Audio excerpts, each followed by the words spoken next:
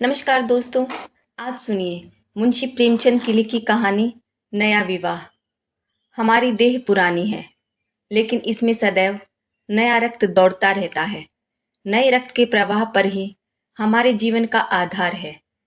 पृथ्वी की इस चिरंतन व्यवस्था में यह नयापन उसके एक एक अणु में, एक एक कण में, तार में बसे हुए स्वरों की भांति गूंजता रहता है। और यह 100 साल की बुढ़िया आज भी नवेली दुल्हन बनी हुई है। जब से लाला डंगामल ने नया विवाह किया है, उनका यौवन नए सिरे से जाग उठा है। जब पहली स्त्री जीवित थी, तब वे घर में बहुत कम रहते थे। प्रातः से 10-11 बजे तक तो पूजा पाठ ही करते रहते थे। फिर भोजन करके दुकान चले जाते। वहां से 1 बजे रात लौटते और थके मांदे सो जाते। यदि लीला कभी कहती, जरा और सवेरे आ जाया करो, तो बिगड़ जाते और कहते, तुम्हारे लिए क्या दुकान छोड़ दूं या रोजगार बंद कर दूं। यह वह जमाना नहीं है कि एक लोटा जल चढ़ाकर लक्ष्मी प्रसन्न कर ली जाए। आज उनकी चौखट पर माथा रगड़ना पड़ता है, तब भी उनका मुंह सीधा नहीं होता। लीला बेचारी चुप हो जाती। अभी 6 महीने की बात है। लीला को ज्वर चढ़ा हुआ था। लाला जी दुकान जाने लगे, तब उसने डरते डरते कहा था, देखो मेरा जी अच्छा नहीं है, जरा सवेरे आ जाना। डंगामल ने पगड़ी उतारकर खूंटी पर लटका दी और बोले, अगर मेरे बैठे रहने से तुम्हारा जी अच्छा हो जाए तो मैं दुकान नहीं जाऊंगा। लीला हताश होकर बोली, मैं दुकान जाने से तो मना नहीं करती, केवल जरा सवेरे आने को कहती हूँ। तो क्या दुकान पर बैठा मौज किया करता हूँ। लीला इसका क्या जवाब देती।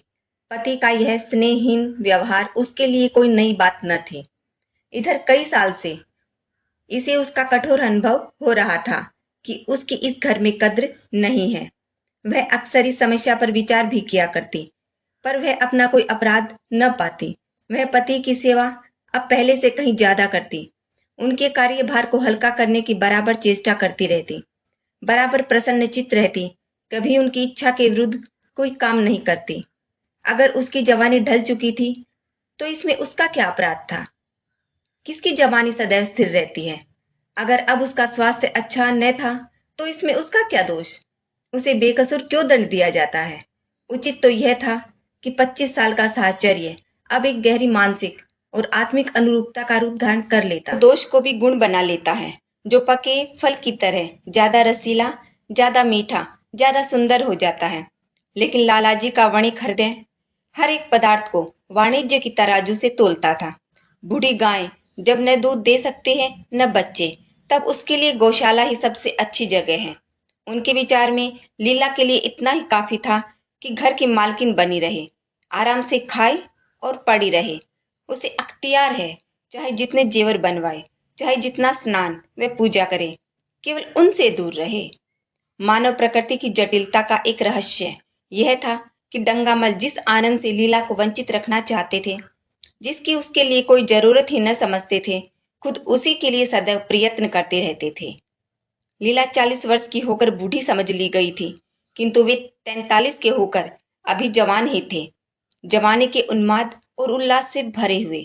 लीला से अब उन्हें एक तरह की अरुचि होती थी, और वह दुखिया जब अपनी त्रुटियों का अनुभव करके प्रकृति के निर्दय आघातों से बचने के लिए रंग व रोगन की आड़ लेती, तब लालाजी उसके बूढ़े नखरों से और भी घृणा करने लगते। वे कहते, वारी तृष्णा, 7 लड़कों की तो माँ हो गई, बाल खिचड़ी हो गए, चेहरा धुले हुए फलालेन की तरह सिकुड़ गया, मगर आपको अभी महावर, सिंदूर, मेहंदी और उपटन की हवस बाकी ही है। औरतों का स्वभाव भी कितना विचित्र है, न जाने क्यों बनाव श्रृंगार पर इतना जान देती हैं। पूछो, अब तुम्हें और क्या चाहिए। क्यों नहीं मन को समझा लेती कि जवानी विदा हो गई और इन उपादानों से वह वापस नहीं बुलाई जा सकती। लेकिन वे खुद जवानी का स्वप्न देखते रहते थे। उनकी जवानी की तृष्णा अभी शांत न हुई थी। जाड़ों में रसों और पाकों का सेवन करते रहते थे। हफ्ते में 2 बार खिजाब लगाते और एक डॉक्टर से मकिंगलैंड के विषय में पत्र व्यवहार कर रहे थे। लीला उन्हें असमंजस में देखकर कातर स्वर में पूछा, कुछ बतला सकते हो, कै बजे आओगे। लालाजी ने शांत भाव से पूछा, तुम्हारा जी आज कैसा है। लीला क्या जवाब दे। अगर कहती है कि बहुत खराब है, तो शायद वे महाशय वहीं बैठ जाएं और उसे एक जली कटी सुनाकर अपने दिल का बुखार निकालें। अगर कहती है कि अच्छी हूँ, तो शायद निश्चिंत होकर 2 बजे तक कहीं खबर लें। इस दुविधा में डरते डरते बोली, अब तक तो हल्की थी, लेकिन अब कुछ भारी हो रही है। तुम जाओ, दुकान पर लोग तुम्हारी राह देखते होंगे। हाँ, ईश्वर के लिए 1-2 न बजा देना। लड़के सो जाते हैं, मुझे जरा भी अच्छा नहीं लगता, जी घबराता है। सेठ जी ने अपने स्वर में स्नेह की चाशनी देकर कहा, 12 बजे तक आ जरूर जाऊंगा। लीला का मुख धूमिल हो गया। उसने कहा, 10 बजे तक नहीं आ सकते? 11:30 से पहले किसी तरह नहीं। नहीं, 10:30। अच्छा, 11 बजे। लाला वादा करके चले गए, लेकिन 10 बजे रात को एक मित्र ने मुजरा सुनने के लिए बुला भेजा। इस निमंत्रण को कैसे इनकार कर देते? जब एक आदमी आपको खातिर से बुलाता है, तब यह कहाँ की भलमनसाहत है कि आप उसका निमंत्रण अस्वीकार कर दें। लाला जी मुजरा सुनने चले गए। 2 बजे लौटे, चुपके से आकर नौकर को जगाया और अपने कमरे में आकर लेट रहे। लीला उनकी राह देखती, प्रतिक्षण विकल वेदना का अनुभव करती हुई न जाने कब सो गई। अंत को इस बीमारी ने अभागिनी लीला की जान ही लेकर छोड़ा। लालाजी को उसके मरने का बड़ा दुख हुआ। मित्रों ने संवेदना के तार भेजे। एक दैनिक पत्र ने शोक प्रकट करते हुए लीला के मानसिक और धार्मिक सद्गुणों को खूब बढ़ाकर वर्णन किया। लालाजी ने इन सभी मित्रों को हार्दिक धन्यवाद दिया और लीला के नाम से बालिका विद्यालय में 5 वजीफे प्रदान किए तथा मृतक भोज तो जितने समारोह से किया गया, वह नगर के इतिहास में बहुत दिनों तक याद रहेगा। लेकिन 1 महीना भी न गुजरने पाया था कि लालाजी के मित्रों ने चारा डालना शुरू कर दिया और उसका यह असर हुआ कि 6 महीने की विधुरता के तप के बाद उन्होंने दूसरा विवाह कर लिया। आखिर बेचारे क्या करते?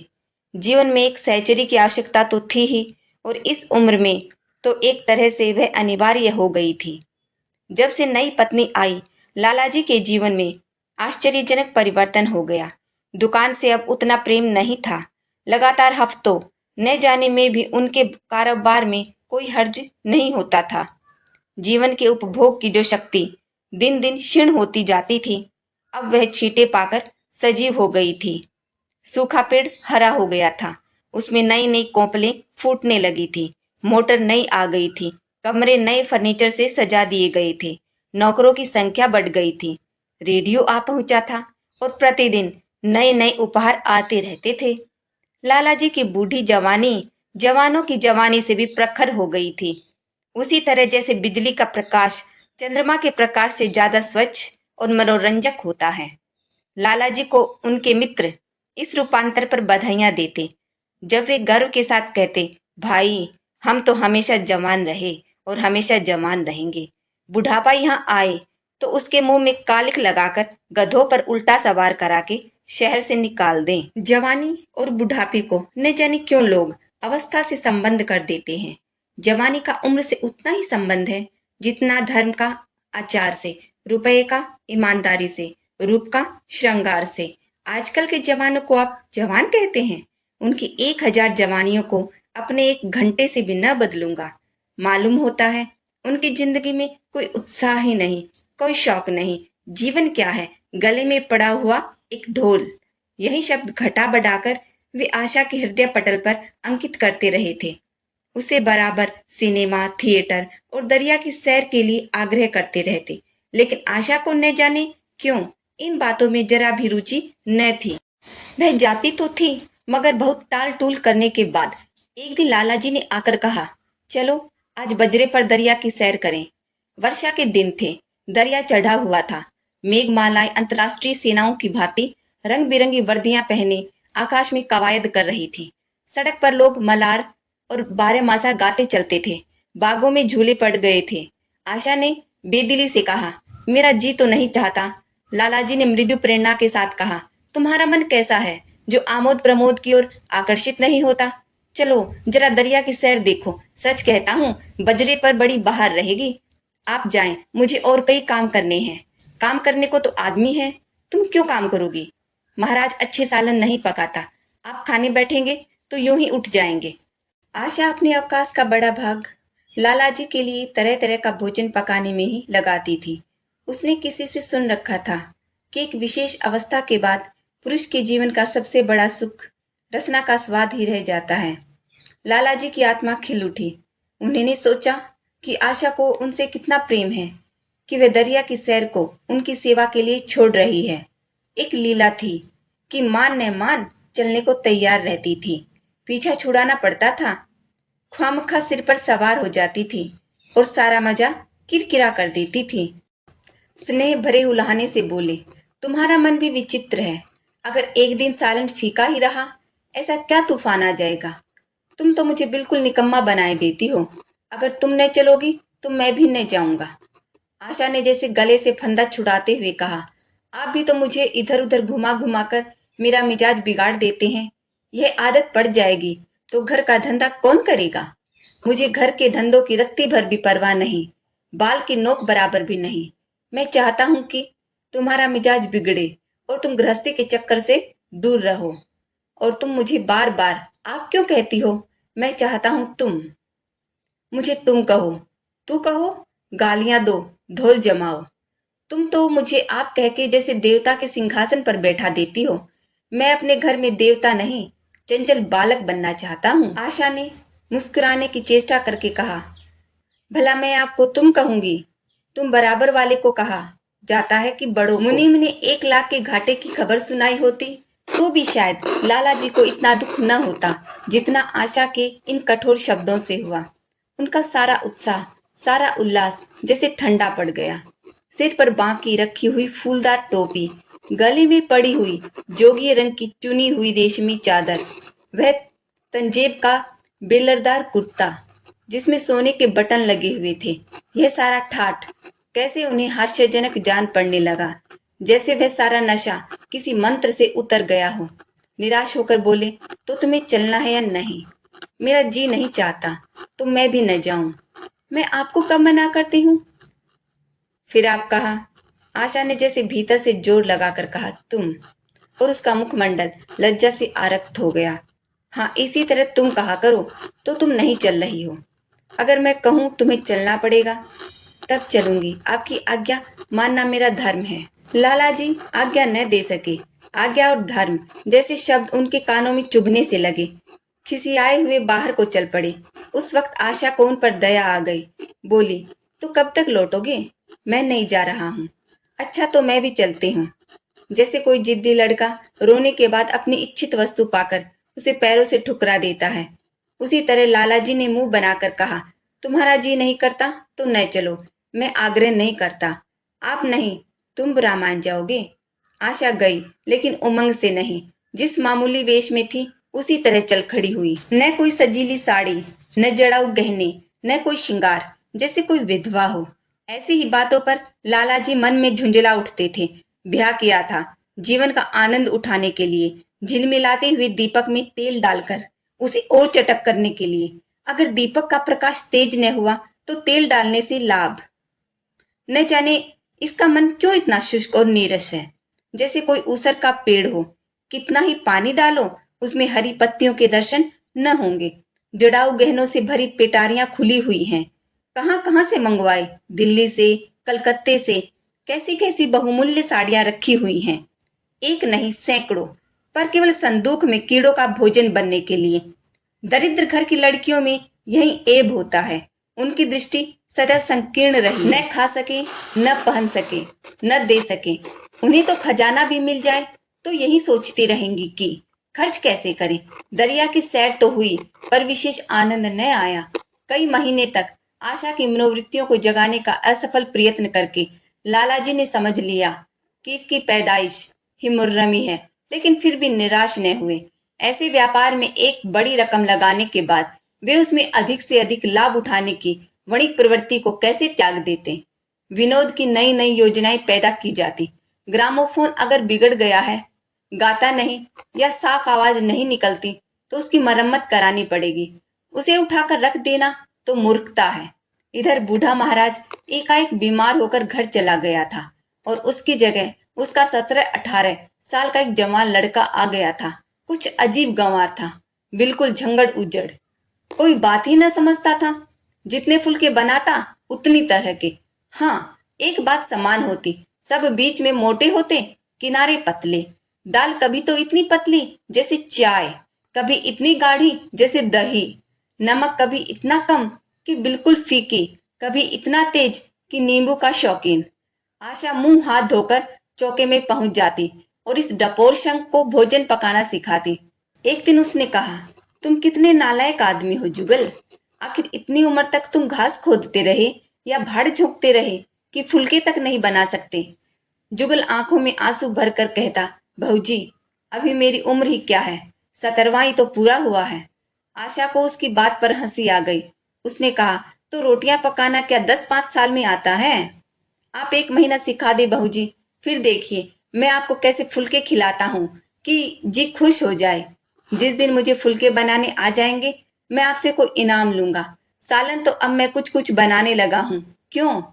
आशा ने हौसला बढ़ाने वाली मुस्कुराहट के साथ कहा, सालन नहीं, वो बनाना आता है। अभी कल ही नमक इतना तेज था कि खाया न गया। मसाले में कचांदा आ रही थी। मैं जब सालन बना रहा था तब आप यहाँ कब थी? अच्छा, तो मैं जब यहाँ बैठी रहूं तब तुम्हारा सालन बढ़िया पकेगा। आप बैठी रहती हैं तब मेरी अकल ठिकाने रहती है भौजी। आशा को जुगल की इन भोली बातों पर खूब हंसी आ रही थी। हंसी को रोकना चाहती थी पर वह इस तरह निकली पड़ती थी जैसे भरी बोतल उड़ेल दी गई हो। और मैं नहीं रहती तब? तब तो आपके कमरे के द्वार पर जा बैठता हूँ, वहां बैठकर अपनी तकदीर को रोता हूँ। आशा ने हंसी को रोककर पूछा, क्यों रोते क्यों हो? यह न पूछिए भौजी, आप इन बातों को नहीं समझेंगी। आशा ने उसके मुंह की ओर प्रश्न की आंखों से देखा। उसका आशा कुछ तो समझ गई पर न समझने का बहाना किया। तुम्हारे दादा आ जाएंगे तब तुम चले जाओगे। और क्या करूंगा बहू जी? यहाँ कोई काम दिलवा दीजिएगा तो पड़ा रहूंगा। मुझे मोटर चलाना सिखवा दीजिए, आपको खूब सैर कराया करूंगा। नहीं नहीं बहू जी, आप हट जाइए, मैं पतीली उतार लूंगा। ऐसी अच्छी साड़ी है आपकी, कहीं कोई दाग पड़ जाए तो क्या हो? आशा पतीली उतार रही थी। जुगल ने उसके हाथ से संडली ले लेनी चाही। दूर रहो, फूहड़ तो तुम हो ही, कहीं पतीली पांव पर गिरा ली तो महीनों झीकोगे। जुगल के मुख पर उदासी छा गई। आशा ने मुस्कुराकर कहा, क्यों मुंह क्यों लटक गया सरकार का? जुगल रुआंसा होकर बोला, आप मुझे डांट देती हैं बहू जी, तब मेरा दिल टूट जाता है। सरकार कितना ही घुड़के, मुझे बिल्कुल ही दुख नहीं होता। आपकी नजर कड़ी देखकर मेरा खून सर्द हो जाता है। आशा ने दिलासा दिया, मैंने तुम्हें डांटा तो नहीं, केवल यही तो कहा कि कहीं पतीली तुम्हारे पांव पर गिर पड़े तो क्या हो। हाथ ही तो आपका भी है, कहीं आपके ही हाथ से छूट पड़े तो?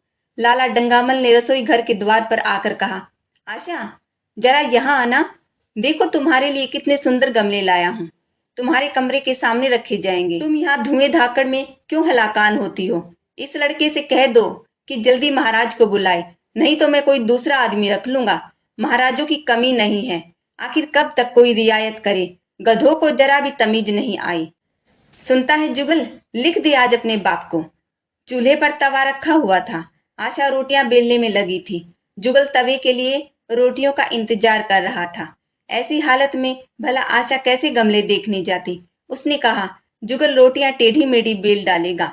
लालाजी ने कुछ चिढ़कर कहा, अगर रोटियां टेढ़ी मेढ़ी बेलेगा तो निकाल दिया जाएगा। आशा अनसुनी करके बोली, 10-5 दिन में सीख जाएगा, निकालने की क्या जरूरत है? तुम आकर बतला दो गमले कहाँ रखे जाएं। कहती तो हूँ रोटियां बेलकर आया जाती हूँ। नहीं, मैं कहता हूँ तुम रोटियां मत बेलो। आप तो ख्वामखा जिद करते हैं। लालाजी सन्नाटे में आ गए। आशा ने कभी इतनी रुखाई से उन्हें जवाब न दिया था। और यह केवल रुखाई न थी, इसमें कटुता भी थी। लज्जित होकर चले गए। उन्हें ऐसा क्रोध आ रहा था कि इन गमलों को तोड़कर फेंक दे और सारे पौधों को चूल्हे में डाल दे। जुगल ने सहमे हुए स्वर में कहा, आप चली जाएं बहू जी, सरकार बिगड़ जाएंगे। बको मत, जल्दी जल्दी फुलके सेको, नहीं तो निकाल दिए जाओगे। और आज मुझसे रुपए लेकर अपने लिए कपड़े बनवा लो। भिकमंगो किसी सूरत बनाए घूमते हो। और बाल क्यों इतने बड़ा रखे हैं? तुम्हें नाई भी नहीं जुड़ता? जुगल ने दूर की बात सोची। बोला, कपड़े बनवा लूं तो दादा को हिसाब क्या दूंगा? अरे पागल, मैं हिसाब में नहीं देने कहती, मुझसे ले लेना। जुगल काहिलपन की हंसी हंसा। आप बनवाएंगी तो अच्छे कपड़े लूंगा, खद्दर के मलमल का कुर्ता, खद्दर की धोती, रेशमी चादर, अच्छा सा चप्पल। आशा ने मीठी मुस्कान से कहा, और अगर अपने दाम से बनवाने पड़े तब कपड़े ही क्यों बनवाऊंगा, बड़ी चालाक हो तुम। जुगल ने अपनी बुद्धिमता का प्रदर्शन किया। आदमी अपने घर में सूखी रोटियां खाकर सो रहता है, लेकिन दावत में तो अच्छे अच्छे पकवान ही खाता है। वहां भी यदि रूखी रोटियां मिले तो वह दावत में जाए ही नहीं। यह सब मैं नहीं जानती। एक गाढ़े का कुर्ता बनवा लो और एक टोपी ले लो, हजामत के लिए 2 आने पैसे ऊपर ले लो। जुगल ने मान करके कहा, रहने दीजिए, मैं नहीं लेता। अच्छे कपड़े पहनकर निकलूंगा तब तो आपकी याद आवेगी। सड़ियल कपड़े पहनकर तो और जी जलेगा। तुम स्वार्थी हो, मुफ्त के कपड़े लोगे और साथ ही बढ़िया भी। जब यहाँ से जाने लगूं तब आप मुझे अपना एक चित्र दीजिएगा। मेरा चित्र लेकर क्या करोगे? अपनी कोठरी में लगाऊंगा और नित्य देखा करूंगा। बस वही साड़ी पहनकर खिंचवाना जो कल पहनी थी, और वही मोतियों की माला भी हो। मुझे नंगी नंगी सूरत अच्छी नहीं लगती। आपके पास तो बहुत गहने होंगे, आप पहनते क्यों नहीं? तो तुम्हें गहने अच्छे लगते हैं? बहुत। लालाजी ने फिर आकर जलते हुए मन से कहा, अभी तक तुम्हारी रोटियां नहीं पकी जुगल। अगर कल से तूने अपने आप अच्छी रोटियां न पकाई तो मैं तुझे निकाल दूंगा। आशा ने तुरंत हाथ मुंह धोया और बड़े प्रसन्न मन से लालाजी के साथ गमले देखने चली। इस समय उसकी छवि में प्रफुल्लता की रौनक थी, बातों में भी जैसे शक्कर घुली हुई थी। लालाजी का सारा खिसियानापन मिट गया था। उसने गमलों को मुग्धा आंखों से देखा। उसने कहा, मैं इनमें से कोई गमला न जाने दूंगी, सब मेरे कमरे के सामने रखवाना। सब कितने सुंदर पौधे हैं, वाह! इनके हिंदी नाम भी मुझे बतला देना। लालाजी ने छेड़ा, सब गमले क्या करोगी? 10-5 पसंद कर लो, शेष में बाहर रखवा दूंगा। जी नहीं, मैं एक भी न छोड़ूंगी, सब यहीं रखे जाएंगे। बड़ी लालचीन हो तुम। लालचीन ही सही, मैं आपको एक भी न दूंगी, 2-4 तो दे दो, इतनी मेहनत से लाया हूं। जी नहीं, इनमें से एक भी न मिलेगा। दूसरे दिन आशा ने अपने को आभूषण से खूब सजाया और फिरोजी साड़ी पहनकर निकली। तब लालाजी की आंखों में ज्योति आ गई। समझे अवश्य ही अब उनके प्रेम का जादू कुछ कुछ चल रहा है। नहीं तो उनके बार बार के आग्रह करने पर भी, बार बार याचना करने पर भी उसने कोई आभूषण न पहना था। कभी कभी मोतियों का हार गले में डाल लेती थी, वह भी ऊपरी मन से। आज वह आभूषणों से अलंकृत होकर फूली नहीं समाती, इतराई जाती है, मानो कहती हो, देखो मैं कितनी सुंदर हूँ। पहले जो बंद कली थी वह आज खिल गई थी। लालाजी पर घड़ों नशा चढ़ा हुआ था। वे चाहते थे उनके मित्र और बंधु वर्ग आकर इस सोने की रानी के दर्शनों से अपनी आंखें ठंडी करें, देखें कि वह कितनी सुखी, संतुष्ट और प्रसन्न है। जिन विद्रोहियों ने विवाह के समय तरह तरह की शंकाएं की थी, वे आंखें खोलकर देखें कि डंगामल कितना सुखी है। विश्वास, अनुराग और अनुभव ने चमत्कार किया है। उन्होंने प्रस्ताव किया, चलो कहीं घूम आए, बड़ी मजेदार हवा चल रही है। आशा इस वक्त कैसे जा सकती थी? अभी उसे रसोई में जाना था। वहां से कहीं 12-1 बजे फुर्सत मिलेगी, फिर घर के दूसरे धंधों सिर पर सवार हो जाएंगे। सैर सपाटे के पीछे क्या घर चौपट कर दें?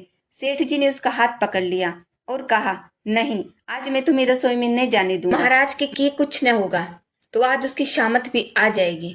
आशा के मुख पर से वह प्रफुल्लता जाती रही, मन भी उदास हो गया। एक सोफा पर लेटकर बोली, आज न जाने क्यों कलेजे में मीठा मीठा दर्द हो रहा है। ऐसा दर्द कभी नहीं होता था। सेठ जी घबरा उठे, यह दर्द कब से हो रहा है? हो तो रहा है रात से ही, लेकिन अभी कुछ कम हो गया था, अब फिर होने लगा, रह रहकर जैसे चुभन हो जाती है। सेठ जी एक बात सोचकर दिल ही दिल में फूल उठे। अब वे गोलियां रंग ला रही हैं। राजवैद्य जी ने कहा था कि जरा सोच समझकर इनका सेवन कीजिएगा। क्यों न हो, खानदानी वैद्य हैं। इनके बाप बनारस के महाराज के चिकित्सक थे। पुराने और परीक्षित नुस्खे हैं इनके पास। उन्होंने कहा, तो रात से ही यह दर्द हो रहा है? तुमने मुझे कहा नहीं, नहीं तो वैद्य जी से कोई दवा मंगवाता। मैंने समझा था आप अच्छा हो जाएगा, मगर अब बढ़ रहा है। कहाँ दर्द हो रहा है, जरा देखो, कुछ सूजन तो नहीं है? सेठ जी ने आशा के आंचल की तरफ हाथ बढ़ाया। आशा ने शर्माकर सिर झुका लिया। उसने कहा, यह तुम्हारी शरारत मुझे अच्छी नहीं लगती। मैं अपनी जान से मरती हूँ, तुम्हें हंसी सूझती है। जाकर कोई दवा ला दो। सेठ जी अपने पुंस्तव का यह डिप्लोमा पाकर उससे कहीं ज्यादा प्रसन्न हुए जितना राय बहादुरी पाकर होते। इस विजय का डंका पीटे बिना उन्हें कैसे चैन आ सकता था। जो लोग उनके विवाह के विषय में द्वेष में टिप्पणियां कर रहे थे, उन्हें नीचा दिखाने का कितना अच्छा अवसर हाथ आया है। और इतनी जल्दी। पहले पंडित भोलानाथ के पास गए और भाग्य ठोक कर बोले, भाई मैं तो बड़ी विपत्ति में फंस गया। कल से उनके कलेजे में दर्द हो रहा है। कुछ बुद्धि काम नहीं करती, कहती है ऐसा दर्द पहले कभी नहीं हुआ था। भोलानाथ ने कुछ बहुत हमदर्दी न दिखाई। सेठ जी यहाँ से उठकर अपने दूसरे मित्र लाला फागमल के पास पहुंचे और उनसे भी लगभग इन्हीं शब्दों में यह शोक संवाद किया। फागलमल बड़ा शोहदा था, मुस्कुराकर बोला, मुझे तो आपकी शरारत मालूम होती है। सेठ जी की बाँछें खिल गई। उन्होंने कहा, मैं अपना दुख सुना रहा हूँ और तुम्हें दिल्लगी सूझती है। जरा भी आदमियत तुम में नहीं है। मैं दिल्लगी नहीं कर रहा हूँ। इसमें दिल्लगी की क्या बात है? वे हैं कमसिन, कोमलांगी, आप ठहरे पुराने लठैत, दंगल के पहलवान। बस अगर यह बात न निकले तो मूछें मुड़ा लूं। सेठ की आंखें जगमगा उठी। मन में यौवन की भावना प्रबल हो उठी और उसके साथ ही मुख पर भी यौवन की झलक आ गई। छाती जैसे कुछ फैल गई। चलते समय उनके पग कुछ अधिक मजबूती से जमीन पर पड़ने लगे और सिर की टोपी भी न जाने कैसे बांकी हो गई। आकृति से बांकपन की शान बरसने लगी।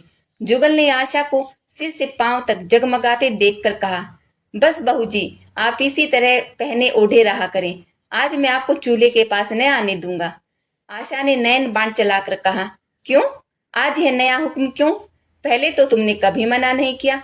आज की बात दूसरी है। जरा सुनूं, क्या बात है? मैं डरता हूं आप कहीं नाराज न हो जाएं। नहीं नहीं, कहो मैं नाराज न होऊंगी। आज आप बहुत सुंदर लग रही हैं। लाला डंगामल ने असंख्य बार आशा के रूप और यौवन की प्रशंसा की थी, मगर उनकी प्रशंसा में उसे बनावट की गंध आती थी। वह शब्द उनके मुख से निकलकर कुछ ऐसे लगते थे जैसे कोई पंगु दौड़ने की चेष्टा कर रहा हो। जुगल के इन सीधे शब्दों में एक उन्माद था, नशा था, एक चोट थी। आशा की सारी देह प्रकंपित हो गई। तुम मुझे नजर लगा दोगे जुगल? इस तरह क्यों घूरते हो? जब यहाँ से चला जाऊंगा तब आपकी बहुत याद आएगी। रसोई पकाकर तुम सारे दिन क्या किया करते हो? दिखाई नहीं देते। सरकार रहते हैं इसलिए नहीं आता। फिर अब तो मुझे जवाब मिल रहा है। देखिए भगवान कहाँ ले जाते हैं। आशा की मुख मुद्रा कठोर हो गई। उसने कहा, कौन तुम्हें जवाब देता है? सरकार ही तो कहते हैं तुझे निकाल दूंगा। अपना काम किए जाओ, कोई नहीं निकालेगा। अब तो तुम फुलके भी अच्छे बनाने लगे। सरकार है बड़े गुस्सेवर। 2-4 दिन में उनका मिजाज ठीक किए देती हूँ। आपके साथ चलते हैं तो आपके बाप से लगते हैं। तुम बड़े मुंहफट हो। खबरदार, जबान संभाल कर बातें किया करो। किंतु अप्रसन्नता का यह झीना आवरण उनके मनोरहस्य को न छिपा सका। वह प्रकाश की भांति उसके अंदर से निकल पड़ा। जुगल ने फिर उसी निर्भकता से कहा, मेरा मुंह कोई बंद कर ले। यहाँ यो सभी यही कहते हैं। मेरा ब्याह कोई 50 साल की बुढ़िया से कर दे तो मैं घर छोड़कर भाग जाऊं, या तो खुद जहर खा लूं या उसे जहर देकर मार डालूं। फांसी ही तो होगी। आशा उस कृत्रिम क्रोध को कायम न रख सकी। जुगल ने उसकी हृदय वीणा की तारों पर मिजराब की ऐसी चोट मारी थी कि उसके बहुत जब्त करने पर भी मन की व्यथा बाहर निकल आई। उसने कहा, भाग्य भी तो कोई वस्तु है। ऐसा भाग्य जाए भाड़ में। तुम्हारा ब्याह किसी बुढ़िया से ही करूंगी, देख लेना। तो मैं भी जहर खा लूंगा, देख लीजिएगा। क्यों? बुढ़िया तुम्हें जवान स्त्री से ज्यादा प्यार करेगी, ज्यादा सेवा करेगी, तुम्हें सीधे रास्ते पर रखेगी। यह सब माँ का काम है। बीवी जिस काम के लिए है उसी काम के लिए है। आखिर बीवी किस काम के लिए है? मोटर की आवाज आई। न जाने कैसे आशा के सिर का अंचल खिसक कर कंधों पर आ गया। उसने जल्दी से अंचल खींचकर सिर पर कर लिया और यह कहती हुई अपने कमरे की ओर लपकी कि लाला भोजन करके चले जाएं तब आना।